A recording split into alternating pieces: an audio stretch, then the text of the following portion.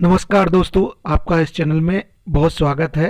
जैसा कि हिंदी से संबंधित बहुत सारी जानकारियां और टॉपिक्स पे बात होती रहती है। आज हम लोग बात करने वाले हैं रस के बारे में।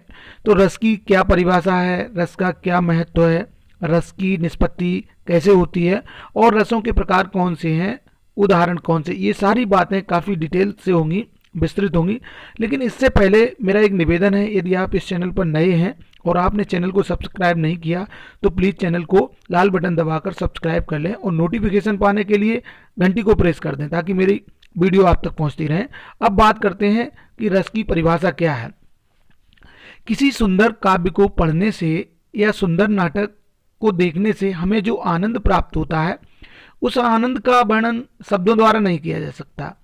जैसे किसी कारुणिक प्रसंग को देखकर हमारे मन में करुणा जागृत होती है एवं जोशपूर्ण कविता पढ़कर हमारा हृदय साहस और वीरता के भाव से भर जाता है। इस तरह के बहुत सारे भावों के जागृत होने से हृदय में जो अवर्णीय अलौकिक आनंद होता है, वही वास्तव में रस है। साहित्यकार दर्पणाकार ने रस की परिभाषा करते हुए कहा है कि रसयते इति रसा, अर्थात जो खाया जाए अथवा जिसका रसास्वादन किया जाए, आस्वादन किया जाए, वही रस है। कहने का तात्पर्य ये है, काव्य को पढ़ने सुनने या दृश्य काव्य को देखने से जो आनंद की अनुभूति होती है वही रस कहलाता है। अब साहित्य में रस का क्या महत्व है, ये भी मालूम होना जरूरी है। काव्य शास्त्र के जो आचार्य हैं उन्होंने रस को काव्य की आत्मा माना है और ये तथ्य सर्वमान्य है, सभी मानते हैं, क्योंकि रस काव्य को ही काव्य कहा जा सकता। यदि किसी काव्य में रस नहीं है तो वह काव्य नहीं है। रस का महत्व तो काव्य में सर्वोपरि है, क्योंकि उसके बिना काव्य का अस्तित्व नहीं है। जैसे जीवित व्यक्ति और मृत व्यक्ति, अगर उसमें प्राण है तो वो जीवित और प्राण नहीं है तो वो मुर्दा है, मृत है। उसी तरह काव्य में यदि रस नहीं है तो वो मृत काव्य है, निष्प्राण है। अतः यह निर्विवाद सत्य है कि रस काव्य का महत्वपूर्ण तत्व है, क्योंकि वही आनंद विशेष की प्राप्ति का कारण बनता है। वैसे आनंद की विशेष स्थिति का निर्माता भी रस है, इसलिए काव्यानंद को ब्रह्मानंद सहोदर कहा जाता है। काव्य का देह भी लोकोत्तर आनंद की सृष्टि करता है। कवि के हृदय का पाठक से जितना ही अधिक रागात्मक संबंध स्थापित होगा, उतनी अभिव्यक्ति से रसमयता का समावेश भी होगा। अर्थात रस काव्य का बहुत महत्वपूर्ण, मतलब रस के महत्व को कभी नकारा नहीं जा सकता काव्य में। अब रस की निष्पत्ति कैसे होती है, इस पर बात कर लें। जो आनंद दर्शक को नाटक या काव्य नाटक या कविता के आकर्षक दृश्य में देखने और सुनने से सहज प्राप्त हो जाता है और वह थोड़े ही समय में उसके प्रभाव से मंत्रमुग्ध सा हो आनंद से झूमने लगता है। यदि दृश्य करुणा पर पूरित है, मतलब दुख देने वाला है, तो दर्शक का हृदय करुणा से भरकर एकदम उसकी आंखों से आंसुओं के रूप में बहने लगे। यह मानव हृदय की सहज प्रवृत्ति है कि वह रस विशेष से सहज ही आप्लावित होकर अनुकूलित प्रभावित होने लगता है।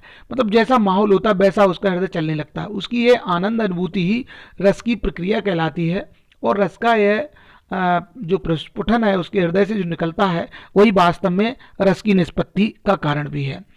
काव्य और नाट्य शास्त्र के अनुसार देखें तो शास्त्रीय रीति से रस सिद्धांत का प्रतिपादन करने वाले प्रथम आचार्य भरत मुनि थे, जिन्होंने रस की निष्पत्ति के संबंध में बहुत ही महत्वपूर्ण बात कही। संस्कृत के आचार्य हैं तो विवाहानुभाव व्यभिचारी संयोग रस निष्पत्ति, अर्थात विवाह अनुभाव और संचारी भाव के संयोग से रस की सिद्धि होती है। कहने का तात्पर्य यह है कि जिस प्रकार वसुंधरा के हृदय में व्याप्त मिट्टी की में गंध पहले से ही विद्यमान रहती है किंतु वर्षा की बूंदें उसे प्रकट करती हैं, उसी तरह हृदय में व्याप्त सभी प्रकार के स्थायी भाव आलम्बन का आश्रय पाकर जाग उठते हैं और रस निष्पत्ति में हृदय के सुप्त स्थायी भावों का विभावों द्वारा उद्दीप्त अनुभवों से पोषित और संचारियों से उद्बद्ध होकर सहज फूट निकलना ही स्वाभाविक और शीघ्र प्रभावमयी प्रक्रिया है।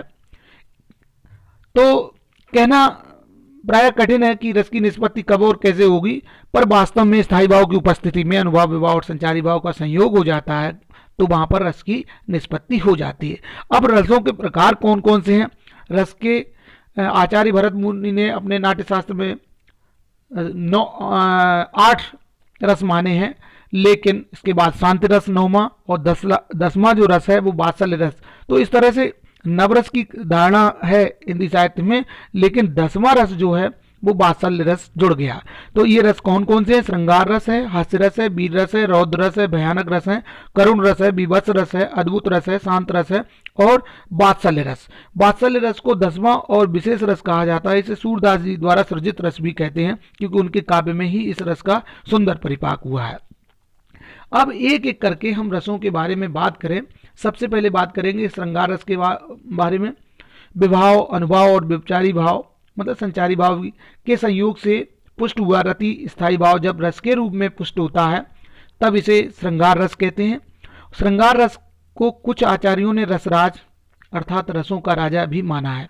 श्रृंगार शब्द को देखें तो दो श्रृंग धन आर अर्थात काम भाव की उत्पत्ति को श्रृंगार कहा जाता है, जबकि आर शब्द का अर्थ होता है गति या प्राप्त होता है। इस प्रकार श्रृंगार का अर्थ काम भाव की दशा को प्राप्त होता है। इसकी निष्पत्ति के लिए उत्तम स्वभाव के नायक और नायिका की स्थिति आवश्यक होती है। और श्रृंगार के दो भाग होते हैं, दो भेद होते हैं। ये पहला है संयोग श्रृंगार और दूसरा है वियोग श्रृंगार। सबसे पहले संयोग श्रृंगार पे बात कर लेते हैं। और मैंने पहले ही बताया कि नायक नायिका का होना इसके लिए महत्वपूर्ण होता है। यद्यपि सौंदर्य के लिए भी श्रृंगार रस माना जाता है, जहाँ सौंदर्य वर्णन होता है। तो जहाँ नायक और नायिका के परस्पर मिलन का वर्णन हो अर्थात वे एक हों, तो वहाँ संयोग श्रृंगार होता है। उदाहरण देख सकते हैं, राम को रूप निहारत जानकी, कंगन के नंग की परछाई, यात समय सुधि भूल गई, कर टेक रही पलटारत नाई। अर्थात विवाह के अवसर पर सीता जी अपने कंगन में जड़ित नग में राम की शोभा को निहार कर सुध-बुध भुला बैठी और उनकी शोभा को बिना पलकें झपकाए देखने लगी। तो यहाँ पर सीता जी ने जैसे ही श्री राम को देखा विवाह के समय, तो वो मंत्रमुग्ध हो गई, एकदम उनके मन में श्री राम जी छा गए और वो सब सुध बुध भूल गई। तो ये स्थिति जो है ना नायक और नायिका के मिलन की है, तो यहाँ पर संयोग श्रृंगार होगा। अब दूसरा पक्ष जो है वो है वियोग श्रृंगार का। अब वियोग जैसा नाम, जब किसी कारणवश नायक और नायिका एक दूसरे से बिछुड़कर अपने दूसरे के साथ की मधुर इस स्मृति को याद करते हैं या तड़पते हैं, मतलब जो स्मृतियाँ उनके साथ रही होती हैं अर्थात उनके प्रेम भाव को याद करके तड़पते हैं, तो वहाँ पर श्रृंगार का जो वियोग पक्ष है, विप्रलंग श्रृंगार भी कहते हैं और वियोग श्रृंगार भी कहते हैं, तो वो होता है। और इसके जो 4 भेद भी है, पूर्वाराग, मान, प्रवास और करुण। तो यहाँ पर एक उदाहरण देख सकते हैं, हे खग हे मृग मधुकर श्रेणी, तुम देखी सीता मृगनयनी। जब रामचंद्र जी सीता को खोजते हैं, रावण जब अपहरण करके ले जाता है, तब की स्थिति का वर्णन है। यहाँ रामचंद्र जी नायक हैं और नायिका के रूप में सीता जी है। अब बात करेंगे हास्य रस की। जब काव्य में किसी पदार्थ या व्यक्ति की असाधारण आकृति आ जाए, विचित्र वेशभूषा आ जाए या कोई ऐसी अनोखी बातों और चेष्टाओं से हृदय में हास्य प्रयास का भाव कह सकते हैं, गुदगुदी का अनुभव हो, तो उसे हास्य रस कहते हैं। यहाँ देख सकते हैं, पुनि पुनि मुनि अकुसाई अकुलाई, देख दशा हरगत मुस्काई। इसके अलावा कहा बंदरिया ने बंदर से चलो नहाने गंगा, बच्चों को छोड़ो घर पर होने दो उड़दंगा। बंदरिया ने बंदर से कहा चलो नहाने गंगा चलते हैं, बच्चों को घर पर छोड़ दो, होने दो उड़दंगा। तो एक हास्य का। इसी तरह वो बिंद के बासी उदासी तपो वृद्धारी महाविन नारी दुखारी। तो बिंद प्रदेश के लोग बड़े प्रसन्न हो जाते हैं जब रामचंद्र जी आते हैं, कि उन्हें लगता है कि इन शिलाओं को, इन पत्थरों को छुएंगे सभी स्त्रियां बन जाएंगी, तो भोजन आदि की समस्या से निजात मिल जाएगी। अब बात करेंगे करुण रस की। करुण रस है जो अथाह दुख की अभिव्यक्ति हो, पीड़ा की अभिव्यक्ति हो, प्रिय या मनचाही वस्तु के नष्ट हो जाने से या समाप्त हो जाने से या किसी प्रिय का निधन हो जाने से जो मन में पीड़ा का भाव आता है। कह सकते हैं कि प्रिय या मनचाही वस्तु के नष्ट होने या उसका कोई अनिष्ट होने पर हृदय का संवेदनामय होने का वर्णन वास्तव में करुण रस है। करुण रस का उदाहरण देख सकते हैं, मेरे हृदय की हर साह अभिमन्यु अब तू है कहाँ। यहाँ पर अभिमन्यु का जो वीर गति को प्राप्त हो जाना महाभारत के युद्ध में, उसके बाद उनकी पत्नी के द्वारा जो विलाप है उसका वर्णन है। तो यहाँ पर करुण रस की निष्पत्ति होती है। अब हम बात करेंगे वीर रस के बारे में। वीर रस का स्थायी भाव उत्साह है।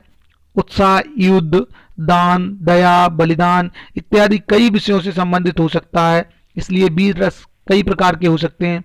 जिस व्यक्ति का कार्य को देखकर उत्साह पैदा हो, वहाँ यह आलम्बन विभाव और आलम्बन की वीरता, ललकार या कार्य की कठिनता, उद्दीपन विभाव होते हैं। अनुभाव जैसे प्रतिज्ञा करना, हाथ चलाना, उत्साह के लिए शब्द कहना। और संचारी भाव जो इसमें होते हैं वो है उग्रता, गर्व, हर्ष आदि। वीर रस का जो है ना उदाहरण देके भी हम बात समझ सकते हैं। यहाँ हम उदाहरण देख रहे हैं, सौमित्र से घन्नाभ का रव, अल्प भी ना सहा गया, निज शत्रु को देखे बिना उनसे तनिक ना रहा गया। रघुवीर से आदेश से युद्धार्थ वे सजने लगे, रणबाग में निर्दोष करके धूम से बजने लगे। यहाँ उत्साह स्थायी भाव है, लक्षण आश्रम है। आलम्बन मेघनाथ, मेघनाथ का रव रणवाद्य उद्दीपन है। युद्ध को सजना अनुभाव है तथा आमर्ष औत्सुक्य संचारी भाव है। इस प्रकार यहाँ पर वीर रस की अभिव्यक्ति होती है। मतलब मेघनाथ और लक्ष्मण के युद्ध के पूर्व की स्थिति का वर्णन है। इसके बाद आता है रौद्र रस। रौद्र रस का स्थायी भाव होता है क्रोध। इसका आलम्बन विभाव, हानि करने वाला व्यक्ति और उद्दीपन उसकी चेष्टाओं, दुष्टता, उदंडता आदि होते हैं। अनुभाव आंख लाल कर लेना, हाथ पैर पटकना, बुरे भले शब्द बोलना, मारने को दौड़ना आदि तथा आवेग, श्रम, उग्रता आदि इसके संचारी भाव होते हैं। उदाहरण देख सकते हैं कि जैसे यहाँ पर दिया है, श्री कृष्ण के सुन बचन अर्जुन क्रोध से जलने लगे, सब क्रोध अपना भूल कर, सब शोक अपना भूल कर करतल युगल मलने लगे। जो शोक था उनके मन में कि हम अपने रिश्तेदार संबंधियों को मारेंगे, जब श्री कृष्ण के उन्होंने उपदेश सुने, श्री कृष्ण ने उन्हें जब समझाया महाभारत युद्ध से पहले, तो उनको फिर क्रोध आ गया और उन्होंने एकदम अपनी जो हथेलियां हैं वो मली और युद्ध के लिए तैयार होने लगे। मतलब यहाँ पर क्रोध का जबरदस्त भाव है और यहाँ पर है रौद्र रस। अब बात करेंगे भयानक रस के बारे में।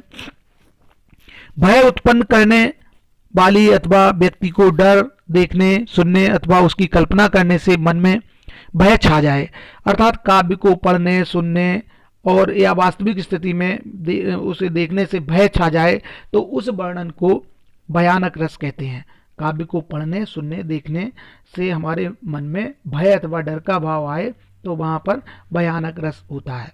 उदाहरण देख सकते हैं, एक ओर अजगरई लखी, एक ओर मृगराय, बिकल बटोई बीच में पर्यो मूर्छा खाए।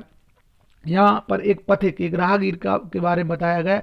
एक ओर अजगर है, एक और मृगराय अर्थात सिंह है, और बिकल बटोई बीच में, एक राहगीर बीच में है। तो ऐसी स्थिति में उसकी क्या स्थिति होगी? भयग्रस्त होके वह मूर्छित हो जाएगा, क्योंकि निश्चित रूप से अगर एक तरफ अजगर है, एक तरफ शेर है और बीच में कोई बटोई है, राहगीर है, तो उसकी स्थिति मूर्छा खा जाने के अलावा क्या हो सकती है? तो यहाँ पर भयानक रस है। अब बात करेंगे बीभत्स रस के बारे में। बीभत्स जो है ना, कह सकते हैं घृणा के भाव हमारे मन में आ जाएं, ग्लानि के भाव आ जाएं। तो बीभत्स रस के बारे में, ग्लानि अथवा घृणा नामक स्थायी भाव की जब विभाव द्वारा पुष्टि हो जाती है तब वहाँ बीभत्स रस होता है। एक और भी तरह से परिभाषित कर सकते हैं, जब स्थायी भाव की उपस्थिति में अनुभाव, विभाव और संचारी भाव का संयोग हो जाता है तो वहाँ पर बीभत्स रस की निष्पत्ति होती है। और यहाँ पर स्थायी भाव जो है वो है घृणा अथवा ग्लानि। उदाहरण देख लेते हैं, सिर पर बैठो काग, आंख दो खात निकारत, खींचत जीवई सियार, अति आनंद और दारत।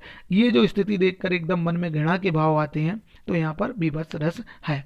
अद्भुत रस की बात करें, अब अद्भुत रस जो है विचित्र या आश्चर्यजनक वस्तुओं को देखकर हृदय में विस्मय या आश्चर्य आदि के भाव उठते हैं, वहाँ पर अद्भुत रस उत्पन्न होता है, अद्भुत रस होता है। यहाँ पर देखिए, लीनो उखारी पहाड़ बिशान, चलियो ते ही काल विलंबन लायो, मारुति नंदन मारुत को मन को, खगराज को बेग लजायो। इन पंक्तियों में पर्वत को जाते हुए हनुमान जी आलम्बन, आकाश में अपूर्ण वेग से चलना उद्दीपन है, गदगद होना अनुभाव है और वितर्क संचारी भाव है। अतः कह सकते हैं कि यहाँ पर अद्भुत रस है, आश्चर्यजनक करने वाला भाव प्रकट होता है। एक बार उदाहरण पुनः देख लें, विचित्र जो है ना कि भाव आ जाए तो वहां पर अद्भुत रस है। लीनो उखारी पहाड़ बिशान, चलियो ते ही काल विलंब न लायो, और मारुत नंदन मारुत को मन को, खगराज को बेग लजायो। तो अद्भुत रस देखने को मिलता है। विचित्र आश्चर्यजनक वस्तुओं को देखकर हृदय में विस्मय आदि के भाव उठते हैं, तो वहां पर निश्चित रूप से काव्य में अद्भुत रस होता है। अब बात करेंगे शांत रस के बारे में। शांत रस जो है सांसारिक वस्तुओं और व्यक्तियों से विरक्ति, कह सकते हैं मोह से विरक्ति एवं सात्विकता का वर्णन काव्य में जहां पर होता है वहां पर शांत रस का भाव होता है। उदाहरण देख सकते हैं कि राम नाम की लूट है, लूट सके सो लूट, अंत समय पछताएगा जब प्राण जाएंगे छूट। यहाँ पर दुनियादारी के बारे में, सांसारिक चीज़ों के बारे में विरक्ति की बात कही गई। इसके बाद जप माला छापा तिलक, सदै न एको काम, मन के कोचे नाचे, वृथा सांचे सांचे राम। इन उदाहरण में स्थायी भाव निर्वेद है। आश्रय राम, आलम्बन राम, चिंतन उद्दीपन माला का जपना, अनुभव राम में लीनता एवं हर्ष स्मृति उद्देश्य आदि संचारी भाव हैं। तो यहाँ पर शांत रस का भाव होगा। शांत रस सीधी सी बात है कि सांसारिक वस्तुओं, व्यक्तियों और सांसारिक चीज़ों से जो निर्मोह की भावना जागृत होना, भक्ति की भावना आ जाना, भगवान के प्रति समर्पण आ जाना, तो वहाँ पर शांत रस होता है। अब जो है नवरस की बात हम कर चुके हैं। काव्य में जो 9 रस बताए गए हैं उनकी बात की। अब 10वां रस है जिसके सर्जक सूरदास जी को कहते हैं। वात्सल्य रस के जनक जो हैं वो सूरदास जी हैं। इसको थोड़ा परिभाषा देख लें किस तरह करेंगे। छोटे बालक बालिकाओं की मधुर चेष्टा, सामान्य रूप से कहते हैं हरकतें, बोली और माता पिता आदि का उनके प्रति स्नेह ही वास्तव में वात्सल्य है। जो बच्चों के प्रति प्रेम है या माता पिता का बच्चों के प्रति प्रेम है, उनके जो कहना चाहिए चेष्टाएं हैं, बोलना है, तुतलाना है आदि, ये सब वात्सल्य का भाव है। सूरदास जी ने इस क्षेत्र में महान कार्य करके बहुत ख्याति प्राप्त की है और इसीलिए 10वां रस कहा जाता है हिंदी साहित्य का। उदाहरण देख सकते हैं। सोहत कर नवनीत लिए, घट रुन चलत तेनु तन मंदित, मुख दई लेप किए। यहाँ उनका वर्णन है श्री कृष्ण जी का, और श्री कृष्ण की ये पंक्तियाँ हैं जो यहाँ पर वात्सल्य रस को। इसी तरह राम का भी बहुत जगह वर्णन किया है तुलसीदास जी ने, और भी बहुत जगह बहुत स्थान पर वात्सल्य का वर्णन मिलता है। जहाँ जैसे मैया मैं तो चंद्र खिलौना ले हूँ, सूरदास जी का ये भी वर्णन है। तो साथियों, आपने हिंदी साहित्य के 10 रस पढ़े और 10वां रस वात्सल्य है। तो कैसी लगी ये जानकारी हमें कमेंट्स बॉक्स में ज़रूर लिखिएगा, और अगर चैनल पर नए हो तो सब्सक्राइब करिएगा। आपने वीडियो